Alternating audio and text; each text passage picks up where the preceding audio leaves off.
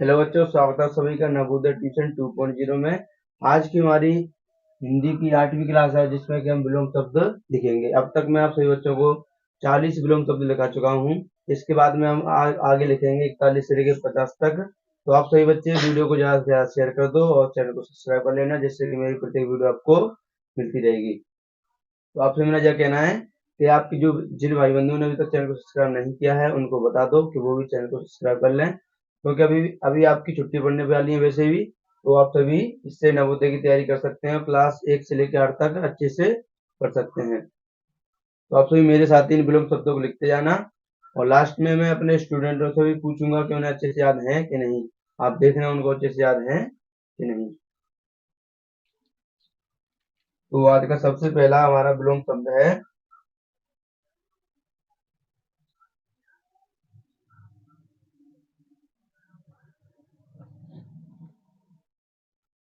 आर्द्र।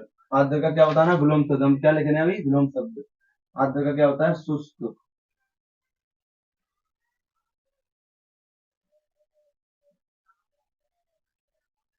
आर्द्र का क्या होता है शुष्क। इसके बाद में दूसरा है, मैं इनके बारे में अभी आपको लास्ट में बताऊंगा कि इसको क्या बोलते हैं और कैसे याद करने अच्छे से। मैं इनकी मतलब थोड़ी सी जानकारी दे दूंगा। इसके बाद में आसक्त।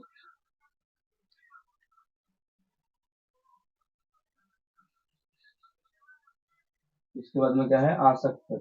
आसक्त का मतलब होता है उल्टा, यानी कि विलोम शब्द क्या होता है आसक्त का अना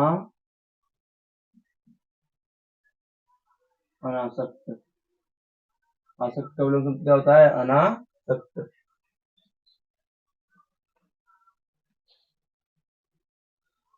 तो सबसे पहले देखें, जैसे कि आर्द्र का मतलब क्या होता है। आर्द्र का मतलब होता है एक तरह से, यानी कि जो गीला होता है, यानी गीले को क्या बोलते हैं आर्द्र बोलते हैं। गीले को क्या बोलते हैं आर्द्र। तो गीले का एक तरह से मान लो कि सूखा, गीले का उल्टा क्या होगा सूखा, और सूखे को क्या बोलते हैं शुष्क। तो आर्द्र का मतलब होता है गीला और शुष्क का मतलब होता है सूखा। ठीक है। तो आर्द्र का उल्टा क्या हो जाएगा शुष्क हो जाएगा। इसके बाद दूसरा दिखाया मैंने आपको आसक्त। आसक्त का होता है अनासक्त। आसक्त का मतलब एक तरह से जो होता है, यदि कोई व्यक्ति है, यानी कि वो अ, अपने दिमाग, उसका दिमाग संतुलन में नहीं है, यानी कि वो आसक्त है व्यक्ति, यानी कि उसका दिमाग संतुलन में नहीं है, वो उल्टे सीधे काम कर रहा है। तो उस व्यक्ति कैसा है आसक्त। तो उसका उल्टा क्या हो जाएगा अनासक्त। उसके बाद में आप तीसरा लिखना मेरे साथ। तीसरा सरल है बहुत। तीसरा है आकाश। आकाश का मतलब आप देखते हो जैसे आसमान होता है नहीं आकाश ऊपर का, तो उसका उल्टा क्या हो जाएगा पाताल।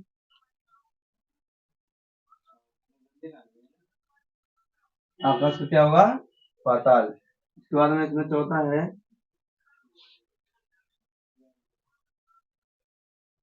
आतुर।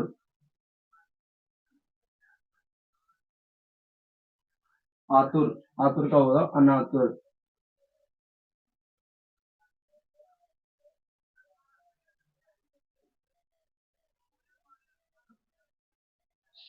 मैंने लिखा आकाश का तो पाताल हो गया, मैंने लिखा आतुर। आतुर का मतलब होता है, यानी कोई व्यक्ति है, यानी वो किसी भी काम को करने के लिए बहुत जल्दबाज रहता है, यानी बहुत जल्दी बचाता है, तो उस व्यक्ति को बोलते हैं हम आतुर। क्या बोलते हैं आतुर।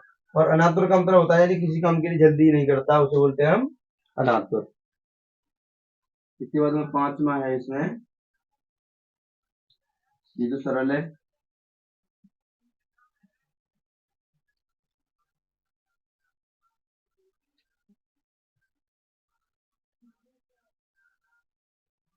मैंने लिखा आनंद। आनंद का मतलब क्या होता है, यानी खुशी होना एक तरह से, यानी कि मौज मस्ती में होना, इसे क्या बोलते हैं आनंद। और शोक का मतलब क्या होता है दुख। शोक का मतलब क्या होता है दुख। ठीक है। तो आनंद का मतलब होता है खुशी और शोक का मतलब होता है दुख। ठीक है, तो ये भी हो गया। इसके बाद इसमें फिर एक एक्स्ट्रा लिखा देता हूँ यहाँ पे। इससे क्या होगा कि वो भी क्या होगा आपको याद हो जाएगा। वो तो इसी का मेन मतलब लिखा रहा हूँ मैं। यहाँ पे लिखो जैसे सुख। क्या लिखा सुख का क्या होगा दुख। सुख का क्या हो जाएगा दुख। इसके बाद में छठवा है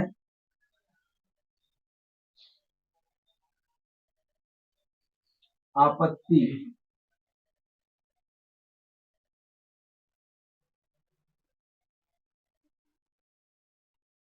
छठवा क्या है इसमें? आपत्ति। आपत्ति का क्या होगा? अनुमति।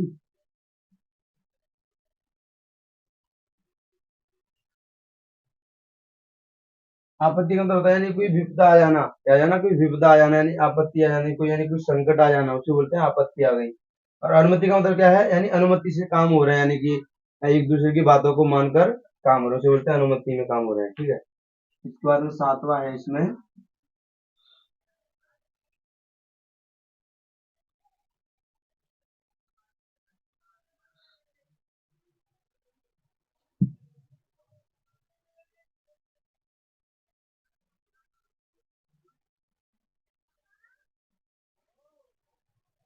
अगर लिखा मैंने आमदनी। आमदनी का मतलब यानी जो पैसा कमाते हैं उसे बोलते हैं आमदनी। और खर्च क्या होता है? उसका उल्टा, यानी कि जो पैसा कमाना होता है, ये पैसे को खर्च करना होता है। तो आमदनी में पैसा कमाया जाता है और खर्च में पैसे को क्या किया जाता है? यानी कि कम किया जाता है एक तरह से। तो आमदनी का क्या हो जाएगा? खर्च। इसके बाद में आठवां में यहाँ पे लिख रहा हूँ,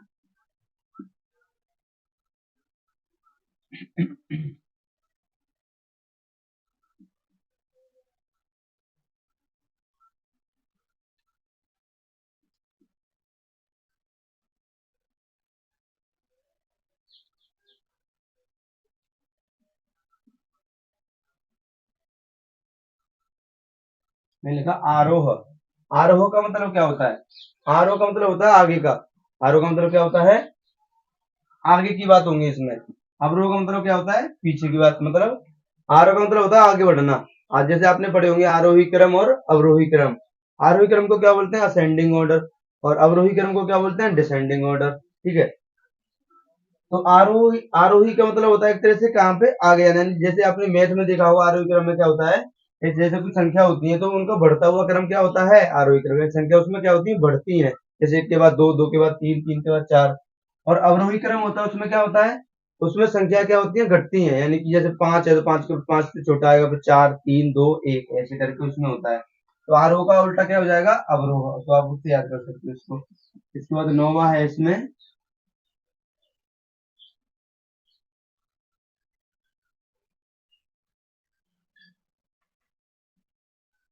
आलसी। आलसी का क्या होगा?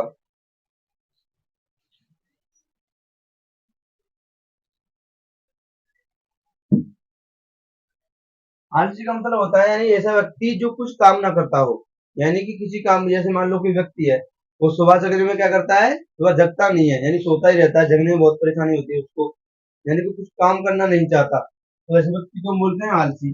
और एक व्यक्ति ऐसा है, उसको सुबह 4 बजे जगा दो तो 4 बजे जग जाएगा, 5 बजे की बोलो तो 5 बजे जगेगा, 3 बजे बोलो तो 3 बजे जग जाएगा। और उसको किसी भी काम को बोल दो वो सभी कामों को कर देता है। तो ऐसे व्यक्ति को क्या बोलते हैं? परिश्रमी। यानी कि जो कामों को करता रहे, ऐसे व्यक्ति को परिश्रमी बोलते हैं। और जो काम नहीं करता है, आलस में डरा रहता है, कुछ काम नहीं करता है, ऐसे व्यक्ति को बोलते हैं आलसी। तो आलसी का उल्टा क्या हो जाएगा? परिश्रमी। ठीक है। इसके बाद इसमें 10वां है हमारा आज का लास्ट,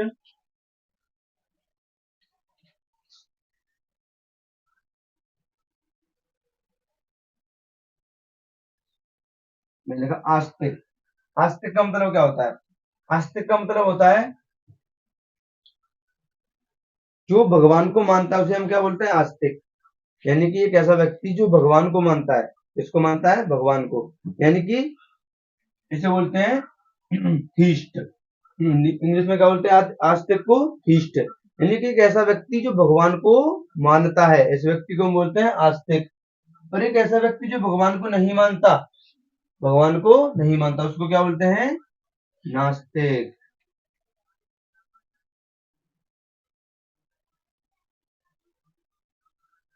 और इसको इंग्लिश में बोलते हैं एथिस्ट। इसे बोलते हैं थीस्ट, इसे बोलते हैं एथिस्ट। हिंदी में आस्तिक, नास्तिक। भगवान को मानने वाला, भगवान को नहीं मानने वाला। ठीक है।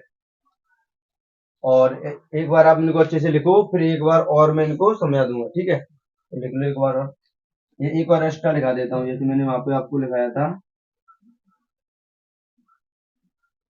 जैसे मैंने लिखा है यहाँ पे लिख देता हूँ मैं, गीला। इनको लिखा गीला। गीला का उल्टा क्या होगा? सूखा। ठीक है।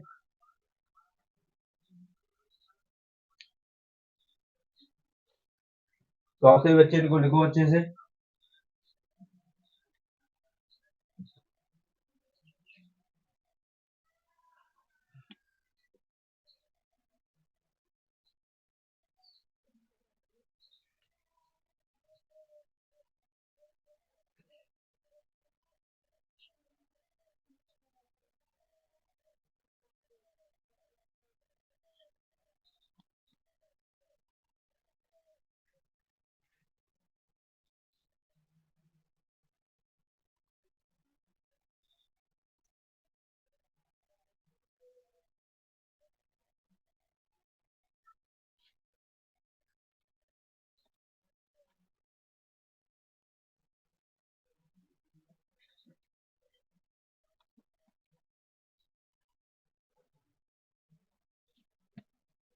तो आप सभी बच्चे इनको लिख चुके होंगे। इसके बाद मैं आपको एक और लिखा रहा हूँ सरल से, यानी जो एक्स्ट्रा में लिखाता हूँ आपको, ये कैसे होते हैं, सरल होते हैं वो, तो आराम से याद हो जाएंगे। इसमें लिखा ऊपर, ऊपर का क्या होगा, नीचे। देखो ऊपर का उल्टा क्या हो जाएगा, नीचे। ठीक है। तो आप सभी बच्चे इनको लिख चुके होंगे। इसके बाद में मैं आपको एक बार और समझा रहा हूँ इनको कि कैसे कैसे ये है, तो आपको क्या होगा, याद करने में बहुत आसानी हो जाएगी। तो इसमें देखो सबसे पहला मैं लिखा है आर्द्र। आर्द्र का मतलब होता है गीला। आर्द्र का मतलब क्या होता है, गीला। तो इसका उल्टा क्या हो जाएगा, शुष्क। शुष्क का मतलब होता है सूखा। तो मैंने ये लिखा भी था यहाँ पे, गीला का सूखा, यानी आर्द्र को बोलते हैं गीला और शुष्क को बोलते हैं सूखा। तो इसका हो जाएगा, बाकी आपको याद हो गया होगा। इसके बाद मैंने बताया आपको आसक्त। आसक्त का मतलब होता है यानी कोई व्यक्ति है, यानी कोई व्यक्ति है और वो, यानी कि उसका दिमाग संतुलन में नहीं है। उसका दिमाग कैसे संतुलन में नहीं है, संतुलन मतलब ये कि वो पागलपने की हरकतें कर रहा है। तो ऐसे व्यक्ति को बोलते हैं आसक्त, बोलते हैं क्या, बोलते हैं आसक्त। तो इसका उल्टा क्या हो जाएगा, अनासक्त। ठीक है, बस। इसके बाद में लगा तीसरा आकाश। आकाश का मतलब क्या होता है, यानी जो ऊपर है उसे क्या बोलते हैं आकाश, और जो नीचे है उसे क्या बोलते हैं पाताल। जैसे मैंने आपको यहाँ पे बताया, आकाश का क्या हो जाएगा, पाताल, यानी ऊपर का नीचे। इसके बाद में लिखा चौथा आतुर। आतुर का मतलब मैंने आपको बताया था, यानी कोई बच्चा है, यानी कोई लड़का है, यानी किसी भी काम को करने के लिए वो आतुर रहता है, यानी कि जल्दबाजी करता है, यानी कि मैं करूंगा इस काम को, मैं जल्दी से कर दूंगा सबसे पहले। वैसे व्यक्ति को बोलते हैं आतुर, यानी सभी कामों में जल्दी रहता है, वो जल्दी करता है सभी कामों को, वो सही हो या गलत, यानी उसे करना है मतलब बस। तो उसका उल्टा क्या हो जाएगा, अनातुर, यानी कि जो जल्दबाजी नहीं करता। इसके बाद लिखा मैंने आनंद। आनंद का मतलब होता है सुख। आनंद का मतलब देखते हैं क्या होता है, सुख होता है, यानी कि खुशी होती है। क्या होती है, खुशी। तो सुख का क्या हो जाएगा यहाँ पे, यानी आनंद का क्या हो जाएगा, शोक। शोक का मतलब होता है दुख। ठीक है। तो आनंद का क्या हो जाएगा, शोक। ठीक है, तो ये भी आपको पता पड़ गया। इसके बाद लिखा मैंने सुख। सुख का क्या हो जाएगा, दुख। ठीक है।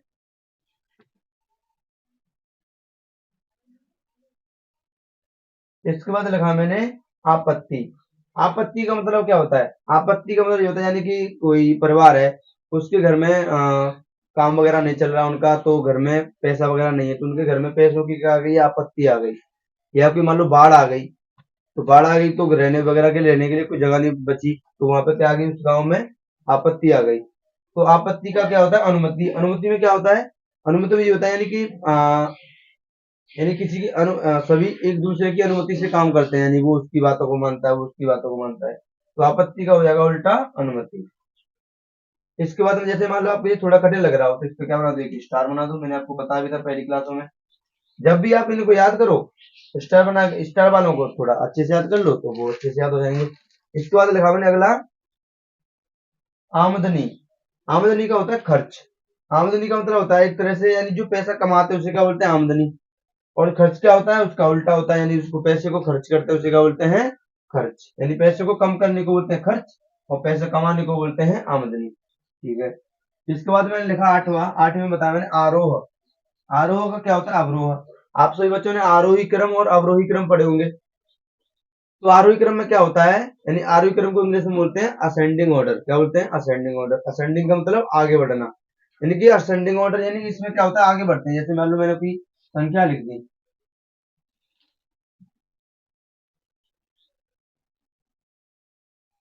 मैंने संख्या लिख दी। अब आपसे कोई पूछे कि इनको आरोही क्रम में लिखो, यानी आरोही का मतलब आगे बढ़ना होता है, तो आरोही क्रम में लिखने के लिए क्या करते हैं, इनको बढ़ते हुए क्रम में लिखते हैं। कैसे बढ़ते हुए क्रम में? बढ़ते हुए क्रम में कैसे लिखेंगे? पहले जीरो आएगा, फिर क्या आएगा, एक, फिर दो, फिर तीन। और किसी ने बोल दिया इनको अवरोही क्रम में लिखो, ये कौन सा क्रम है, ये आरोही क्रम है।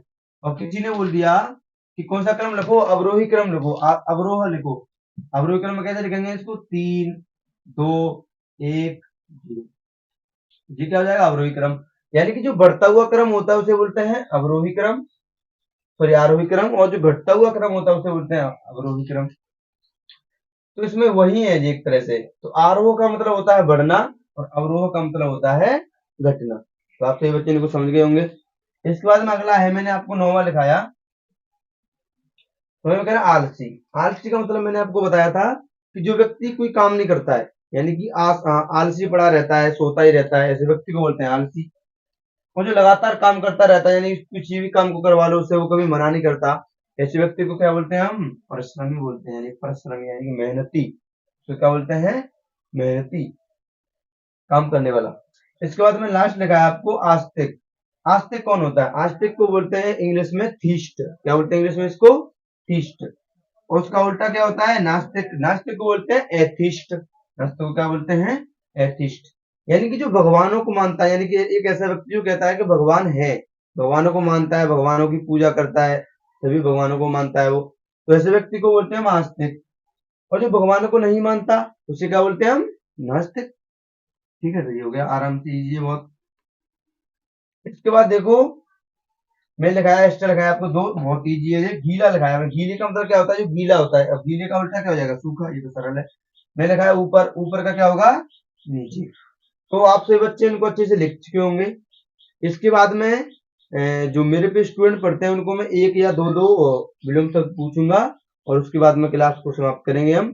तो आप सभी बच्चे जिन्होंने अभी तक जो लिख नहीं पाया हो इनको और अच्छे से, और जिस बच्चे को अभी भी समझ में नहीं आई हो क्लास, तो वो क्या करे, क्लास को दोबारा से पीछे करे, यानी पीछे रिपीट करे, और दोबारा से इस क्लास को ले, उसको अच्छे समझ में आए। वैसे तो मैंने आपको दो दो बार बताया ये, तो आपको समझ में आ गए होंगे। तो आप जिस बच्चे ने अभी तक नहीं लिख पाया है वो उसको अच्छे से देख लो।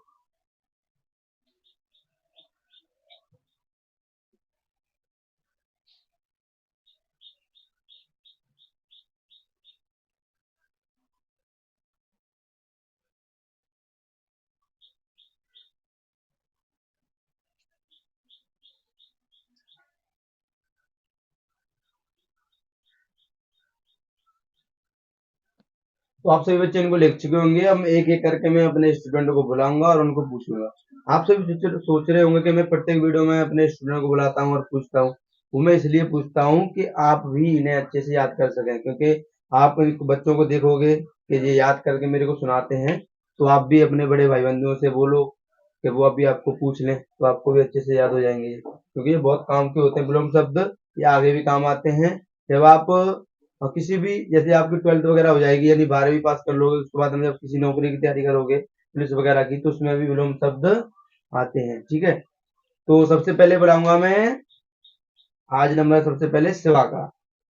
सबसे पहले आज कौन आएगा, शिवा। तो शिवा बताएगा, और यहाँ पे सीधे खड़े हो जाना आराम से और बताना। ठीक है, जो मैंने आज 10 लिखाए इनको नहीं पूछूंगा, इससे पहले जो भी लिखाए थे उनको पूछूंगा। थोड़ा पीछे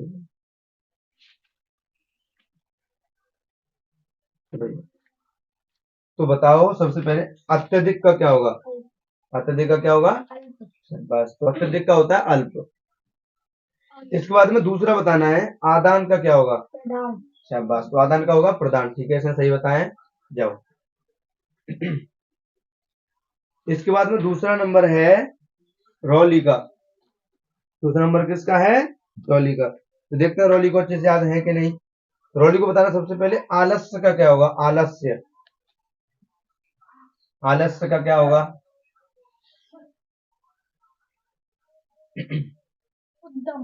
शाबाश। आलस्य का होता है उद्यम, तो सही बताया इसने। दूसरा बताना है अनुकूल का क्या होगा, शाबाश। तो अनुकूल का होता है प्रतिकूल। शाबाश, जाओ।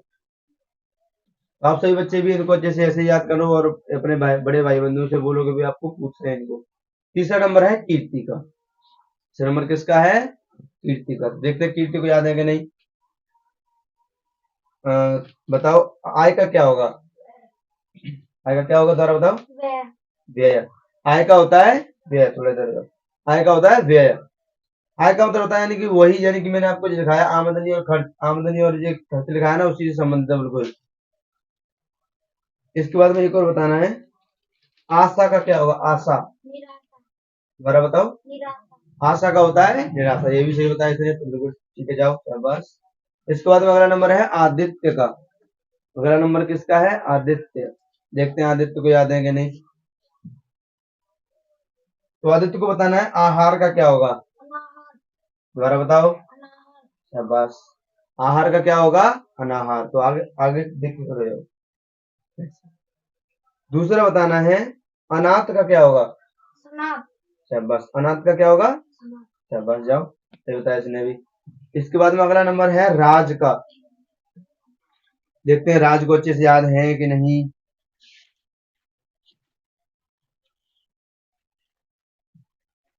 तो राज को बताना है अनुग्रह का क्या होगा? चलिए, अब बताओ अनुग्रह का क्या होगा?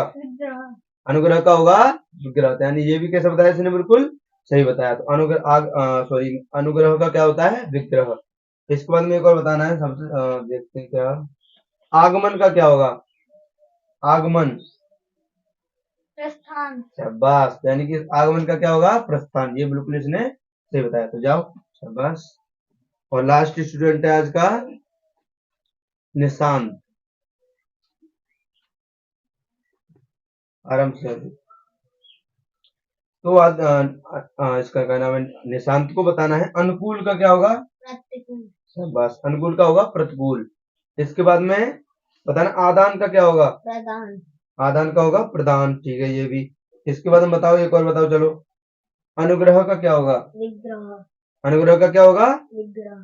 क्या? विग्रह। शाबाश। अनुग्रह का होता है विग्रह। एक और बताओ। अनाथ का क्या होगा? सनाथ। शाबाश। तो अनाथ का होता है सनाथ। इसलिए मैंने इससे पूछे चार, और चारों के चारों इसने बताया बिल्कुल सही। शाबाश, जाओ। तो आप सभी बच्चे भी अपने बड़े भाई बंधुओं से बोलो और वो भी आपको पूछ लें। आपसे अगर बड़े भाई आपके पूछेंगे तो क्या होगा, आपको अच्छे से याद हो जाएंगे। और जो मेरे बड़े भाई इस वीडियो को देख रहे हो, वो भी अपने छोटे भाई बंधु, छोटे अपने भाइयों से या बच्चों से इनको पूछे। क्या उससे क्या होगा कि इनको अच्छे से याद हो जाएंगे, क्योंकि मैं इसलिए पूछता हूँ बच्चों को कि इनको अच्छे से याद है या नहीं। और इसलिए मैं यहाँ पे बोर्ड पे बुलाता हूँ इनको कि जो बच्चे ऑनलाइन इस क्लास को ले रहे हैं वो भी अच्छे से याद कर लें। और मैं आप सभी बच्चों से कहना चाहूंगा कि जिन बच्चों ने अभी तक चैनल को सब्सक्राइब नहीं किया है, वो चैनल को सब्सक्राइब कर ले और बेल आइकन को दबा ले। इससे क्या होगा कि मेरी प्रत्येक वीडियो आपको मिलती रहेगी और आप नवोदय की और क्लास 1 से लेकर 8 तक बिल्कुल इस पर फ्री पढ़ सकते हैं। तो और मैं कल भी कुछ स्कूलों में गया था और वहां पे भी मैं बता के आया था। तो जिन बच्चों ने सब्सक्राइब कर लिया चैनल को, वो उन बच्चों से बोल रहे हैं जिन्होंने अभी तक चैनल को सब्सक्राइब नहीं किया है। तो आप अगर चैनल को इसको सब्सक्राइब करोगे तो इससे आपको बहुत फायदा होने वाला है, क्योंकि मैं इस पर डेली वीडियो डालता हूँ। आपको पता ही होगा, डेली वीडियो डलती है प्रत्येक सब्जेक्ट की। Hindi, English, math, reasoning, science वगैरह सभी सब्जेक्टों को इसमें कवर करने वाला हूँ। तो आप सभी बच्चे वीडियो को ज्यादा से ज्यादा लाइक करो और वीडियो को शेयर कर दो। जो भी आपके आपके जो रिलेटिव्स हों, यानी कि आपके रिश्तेदारी में जो भी आपके मामा, चाचा, ताऊ वगैरह के भाई हों, उनको वीडियो को शेयर कर दो, जिससे कि वो भी नवोदय की तैयारी कर सकते हैं बिल्कुल फ्री में, और क्लास 1 से लेके 8 तक पढ़ सकते हैं बिल्कुल फ्री में। तो इसी के साथ मैं अपनी वीडियो को समाप्त करूंगा। सभी बच्चों को जय हिंद, वंदे मातरम।